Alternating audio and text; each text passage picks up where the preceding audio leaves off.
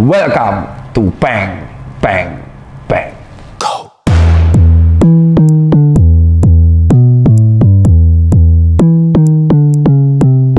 Go.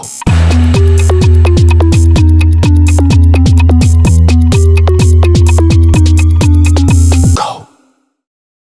Yoi.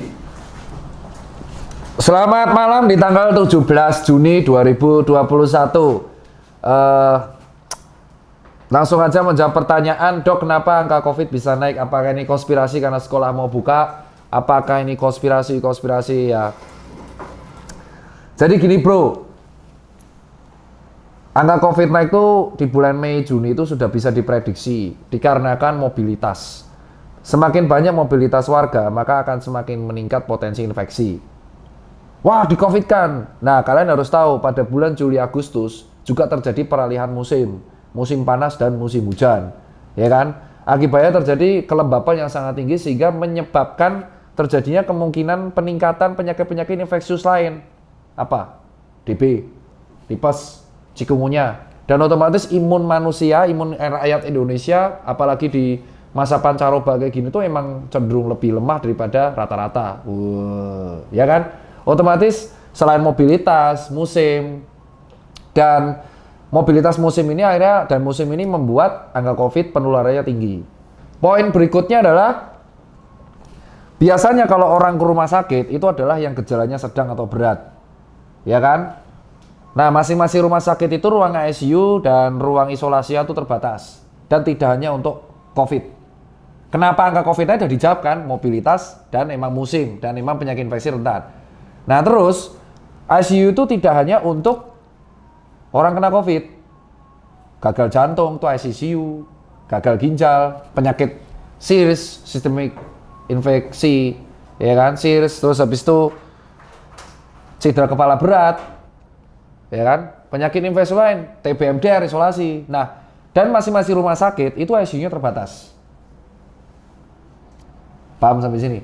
Ketika ICU tersebut terisi full oleh pasien COVID, yang terjadi adalah pasien lain jadi kesulitan cari kamar.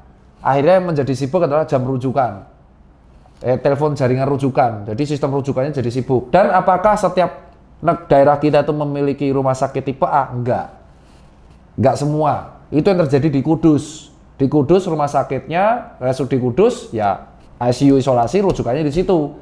Ketika terjadi mobilitas yang sangat luar biasa, bisa diprediksi dari H-7 di Kudus itu emang lebih ramai daripada Jakarta.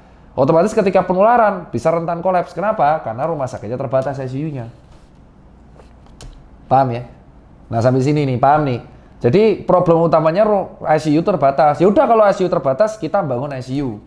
Lah nggak segampang itu. Ketika kita bangun ICU, kita butuh ventilatornya, kita butuh tabung oksigennya, kita butuh kamar tekanan negatif, kita butuh dokter anestesinya, kita butuh dokter jaganya, kita juga butuh perawatnya. Nah, akhirnya karena musim infeksi ini jadi, orang rame-rame ke IGD dong. Ya kan? Kan musim infeksi yang tadi. Ya kan? Akhirnya antri dong. Penanganan COVID itu lama loh. Untuk daftarnya, screeningnya. Lama kan? Antri. Itu yang dilihat direkam sama Dr. Tompi di IGD Wisma Atlet. Itu antri untuk daftar tok, bos. Dan itu gejalanya ringan sedang. Kan karena ICU terbatas, isolasi terbatas, nggak mungkin dong semua orang dimasukin ICU sama isolasi. Pasti yang gejala berat-berat. Akhirnya gejala sedang juga dimasukin ke kamar biasa. Benar kan? Nah, tapi nambah, gejala ringannya tambah banyak. Ya kan? Karena kan 80% gejala ringan, mobilitas. Akhirnya gejala ringan ini disuruh isoman. Padahal yang isoman harus yang tanpa gejala. Akibatnya apa kalau gejala ringan isoman? Terjadilah klaster keluarga. Paham? Nah, semua tenaga kesehatan dan rumah sakit itu nggak ada yang berniat menakuti. Kalau kita lihat, semua rumah sakit, Harjo Lukito, RSCM, bahkan RSHS, itu membuat klarifikasi. Saya kasih ini. Klarifikasi isinya apa? Intinya menjelaskan memang penuh, tapi kita insya Allah bisa kendalikan. Jadi rumah sakit nggak ada satupun yang menakuti. Mereka hanya mengatakan memang benar lebih ramai dari biasanya. Tapi kami berusaha untuk mengatur ini semua agar lebih cepat terkendali dan terkontrol sehingga pasien tidak terganggu pelayanannya. Yang diharapkan RSHS, Harjo Lukito, RSCM, Sarjito pun mengeluarkan statement yang sama. Ivan Karyadi adalah jaga kesehatan masing-masing. Jadi pertanyaan kedua, Menakutinya di mana? Menakutinya di mana? Saya sendiri selama 2 minggu terakhir dari tanggal 7 Juni, dari tanggal awal Juni, 2 Juni, itu udah disibukin teman-teman di Jogja, Bandung, dan Jakarta untuk cari kamar dan konsultasi. Salah satunya yang saya konsultasikan akhirnya meninggal, yaitu sepupunya si Ucok, Aspi. Cuman kalau ya di tetangga saya, toko Kunto sekeluarga isolasi, saya urus. Di Bandung, saya ngurus. Jakarta juga, mobile, dan saya lebih fokus di puskesmas. Orang-orang yang tenaga medis kerja di lapangan itu sudah menghindari yang namanya debat atau konflik horizontal di media sosial untuk orang-orang yang nggak percaya COVID. Energinya tapi terbuang percuma. Jadi kita sekarang lebih fokus untuk menangani dan mengedukasi yang mau-mau aja. Jadi menakutinya, pertanyaannya, yang menakuti itu siapa? Media. Ya, kalau media butuh traffic. Kalau kalian nggak percaya sama media tersebut, skip. Tapi kalau kenyataan memang rumah sakit antreannya penuh, memang. Tapi apakah gejala berat semua? Enggak. Ringan sama sedang. Tapi ringan sama sedang ini kan butuh prosedur. Kalau kamarnya penuh, otomatis mengganggu pelayanan pasien yang lain. Bener? Nah, jadi udah dijawab. Kenapa rame? Yang rame apa aja? Bener apa enggak? Bener. Rumah sakit menakuti enggak? Mana yang menakuti?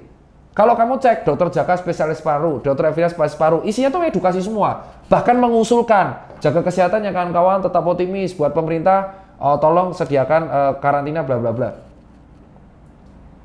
Lalu pertanyaan berikutnya, apakah lockdown total itu relevan di 2021? Jawabannya tidak. Tidak mungkin kita menerapkan PSBB total di 2021. Dan pemerintah pun tahu banget resikonya. Kalau diterapkan di 2020 masih mungkin. Kenapa? Karena saat itu swabnya dikit. Virus baru. Sekarang sudah hampir 16 bulan. Hampir 1,5 tahun kita menghadapi virus COVID. Dan banyak warga udah lelah. Kayak udah capek, nggak apa-apa lah, bodo amat lah. Dan masyarakat, dan pemerintah tahu itu. Kalau misalkan ada lockdown total, di Jawa Tengah aja Pak Ganjar sempat menggerakkan weekend di rumah aja. Yang terjadi, H-1 pasar malah rame. Jadi bayangin teman-teman sekalian, kalau misalkan ada PSBB total, yang terjadi adalah konflik. Dan pemerintah tahu resiko itu, konflik. Dan akan banyak orang-orang yang memanfaatkan konflik itu untuk kepentingan sendiri. Membuat politik gak stabil. Kalau misalnya ada PSBB total itu konflik. Pasti konflik. Kenapa? Karena orang yang sudah jengah akan melawan dong. Ya kan? Apalagi contoh Bali. Sudah hampir 1,5 tahun nggak dibuka-buka. Janjinya Juli dibuka. Kalau tiba-tiba PSBB total lagi, Juli batal pariwisata dibuka. Menurutmu orang Bali bakal protes nggak? Protes. Sesimpel itu kita bisa logika. Jadi sekarang pertanyaanmu, PSBB total mungkin dilakukan apa enggak? Jawabannya bisa ditebak. Apa? Tidak. Makanya bisa dilakukan, jawabannya adalah PPKM Mikro. Mengembalikan pembatasan ke dalam tingkat RT, RW, dan posyandu. Makanya gardenya puskesmas. Jadi apa yang perlu dikhawatirkan? Sekolah bakal dibuka? Iya. Pak Nadiem yang bilang, apapun terjadi harus dibuka. 2 kali dalam waktu seminggu, Pak Jokowi yang bilang. Dengan catatan sesuai protokol dan kawan-kawan. Aku juga punya anak. Mananya? Wisata ditutup, itu kebijakan kepala daerah.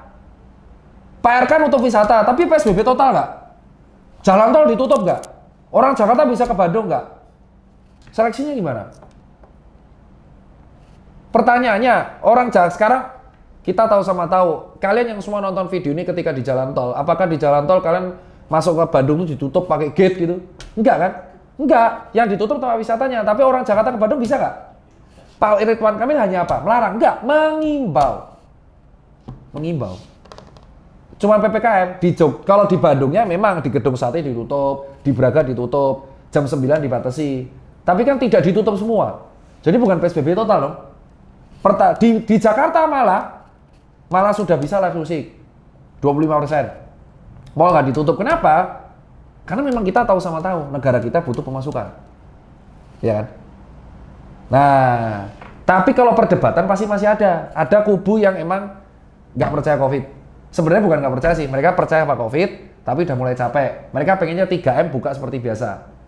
Ada yang mereka strict, kaku. Selain 3M harus harus lockdown dan kawan-kawannya. Saya tengah. Loh kenapa saya tengah? Karena saya realita tahu. Gitu. Nah prediksinya kapan turunnya? Juli turun. Kalau misalkan kita semakin sadar diri. Kita tuh sebenarnya mengingatkan doang, pakai masker. Karena saya juga nggak munafik, saya juga sering lupa gitu. Tapi yang penting ya udah kita mengingatkan, kalau nggak mau ya wis. Jadi kita jangan menghindari, kita pokoknya menghindari perdebatan yang ada. Itu soal angka COVID naikkan. Lah soal mutasi-mutasi gimana? Memang benar ada, variannya namanya varian Delta. Dan memang lagi diatasi oleh tenaga medis yang terkait. Orang awam gak usah panik. Maka saya bingung. Memang benar ada beberapa media menyebarkan kepanikan. Kayak contoh, varian Delta hati-hati ganas. Ya itu kan sudah diurus sama ahli genom sama tenaga medis. Tugasnya awam adalah menjaga diri dan keluarganya masing-masing. That's it, enough. Kalau kalian merasa keberatan membaca judul panik, skip. Ya wis. Terus apakah banyak artis yang sharing kalau COVID itu bangga, positif? Ajudan saya dulu COVID nggak share. Itu perkara pilihan. Perkara pilihan. Aspri saya, Ucok sempat kena COVID. Share di medsos enggak. Isolasi mandiri 10 hari sembuh. Karena ya pilihan, ada yang nggak mau pamer, ada yang mau memamerkan. Kan pilihan. Tapi saya nggak bisa maksa, jangan semua pamer kena COVID. Ya udah. Sama halnya, semua harus pakai masker. Saya cuma bisa menganjurkan. Kalau saya dan circle saya kalau kena COVID rata-rata mereka keep it intern. Dan yang penting kantor tahu. Karena kita nggak mau ngebuat orang heboh. Tapi kan nggak semua orang seperti itu. Ada yang memang harus sharing karena dia public figure. Perdebatan lagi. Seperti itu. Jadi kalau saran saya, buat kawan-kawan semua, kita saling mengingatkan adalah jaga diri. Kalau mau debat silakan, kalau saya udah menghindar. Saya fokus pada circle saya sendiri dan apa yang kita lakuin sendiri aja. Bener kan? Event plus 62 jalan, izin keluar. Saya juga bantu eventnya Om Deddy, keluar izin. Ya kan? Yang penting kita harus mulai adaptasi. Saya ada buktinya, saya udah ngadain 6 event, jalan semua. Ngasih makan banyak orang juga. Belum nanti tetap, dan saya mobilitasnya tinggi. Nah itu yang paling penting, pertanyaan udah kejawab semua.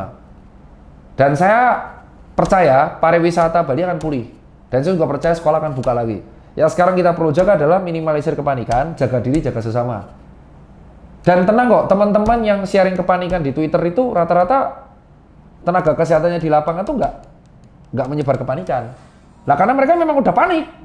Jadi mereka lebih fokus pada diri mereka sendiri dan pasien. Dan jangan percaya katanya. Sesimpel itu kan? Nah, jadi info COVID naik itu benar ya? Naik benar, tapi nggak perlu panik. Sekarang kalaupun kamu panik apa?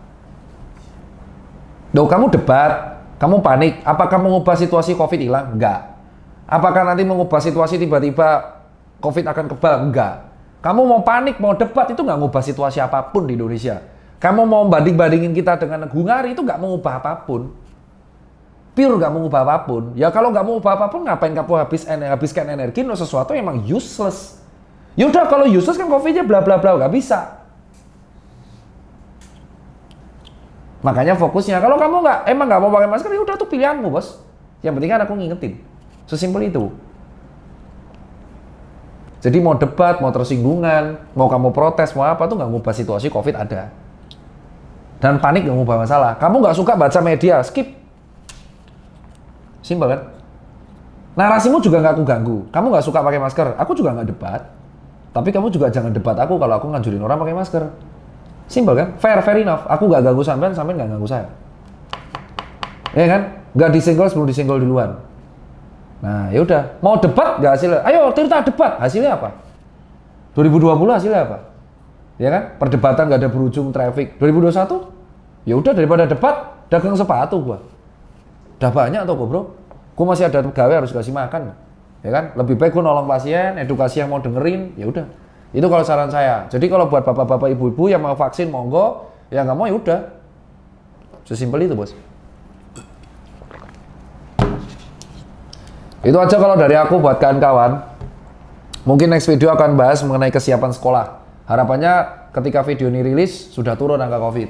Amin. Dan kedua harapannya sekolah tetap buka. Karena aku juga pengen anakku tuh pengen ketemu teman-temannya. Lah ketemu temannya kan tinggal ke tetangga kampung, matamu. Lah tau deh anak wis kok gitu. Kamu pikir didik anak tuh dengan gampang, kamu ayo tetangga sana main. Nggak gitu, Cok. Didik anak itu ya kamu harus melibatkan mereka dengan teman sebayanya, ketemu mempelajari sesuatu. Ya kan? Tuh kalau dari saya.